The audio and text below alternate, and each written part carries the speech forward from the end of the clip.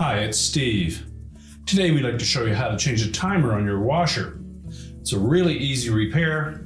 Let me show you how we do it. Now before we begin this repair, we will need to make sure that we pull the washer far enough forward that we can tilt the control panel back. So you'll first of all want to disconnect the power.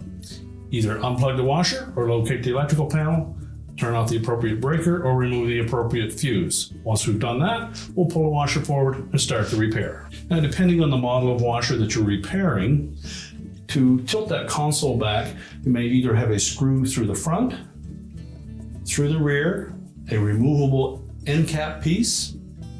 If you don't have visible screws or an end cap that comes off, try taking a thin putty knife and sliding it in under the front and see if you meet the resistance of a spring type clip.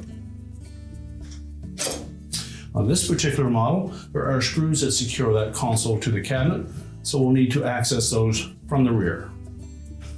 As mentioned, on this particular model, the retaining screws for that console are located on the back. These screws are about 1.5 inches long, although they don't have to come all the way out. They do need to be backed off enough that they're not fitting into the plastic insert on the top of the cabinet. So we'll do both sides.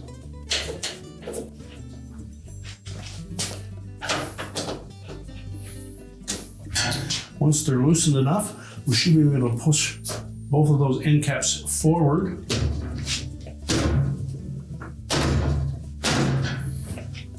That will release them from the top of the cabinet. We can then roll that console over and access the part. Now to remove that timer, our first step is going to be to remove that wire harness connector first. There's a locking tab we need to disengage. So just by fitting a flat blade screwdriver in, just lift up on that tab. Those connectors are on there quite tight, so we need to pry it off. This is the locking tab that we were talking about. Now with that pulled out of the way, our next step will be to remove the timer knob. There are typically instructions to do that listed on the back of the timer. What we need to do is to take a small flat blade screwdriver, gently pull back on that center tab, and that will release the timer knob. So we'll just fold the console over for a moment. Remove the knob and the timer dial.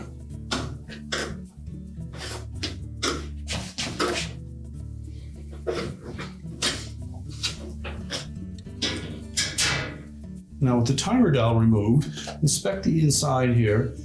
In some models you may have this little retaining screw that supports the outer shell of that console and attaches it to the inner portion of it.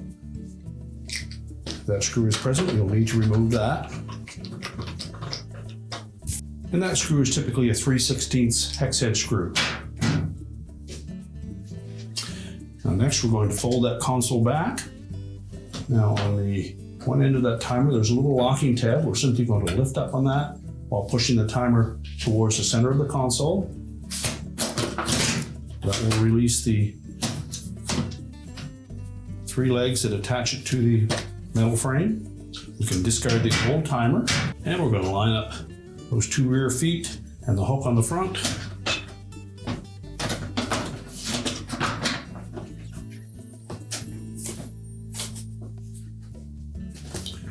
Make sure that hook is just above that tab, is pressed firmly in there so that it will engage. Slide the timer towards the outer edge.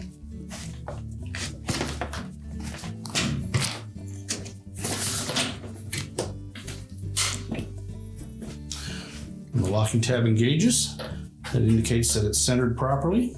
While we have the console still tilted forward, we can go ahead and reattach our wire harness connector.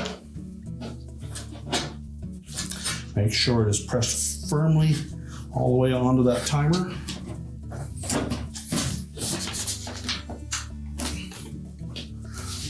And just check the bottom side to make sure that that locking tab has engaged. Now next we're going to retract that center shaft on the new timer if it's pushed in.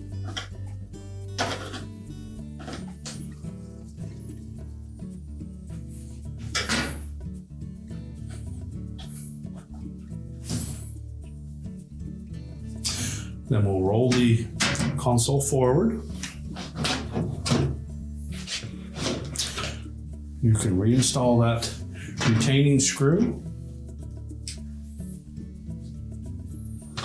If you inspect the base of that timer dial, you'll note that there is a large rib and a couple of small ones. They will line up only one way on that timer shaft. So line those up properly. Press it firmly into place.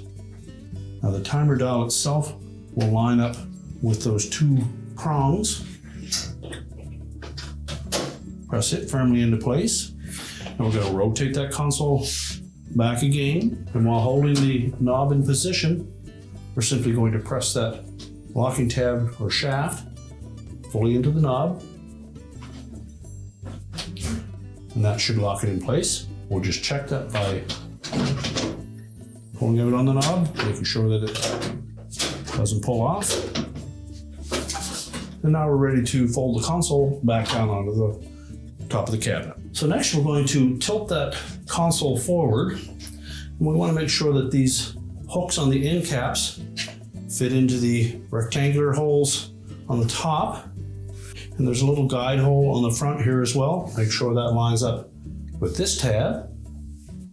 And then once we have those lined up and sitting flush, we'll just push it back slightly.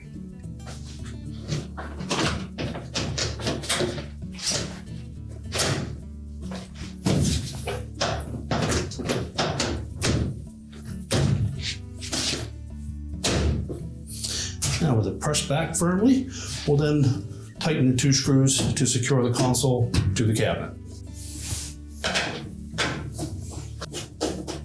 If the console is in the right position, the screw will go right down into that nylon insert. Do the same for the opposite side.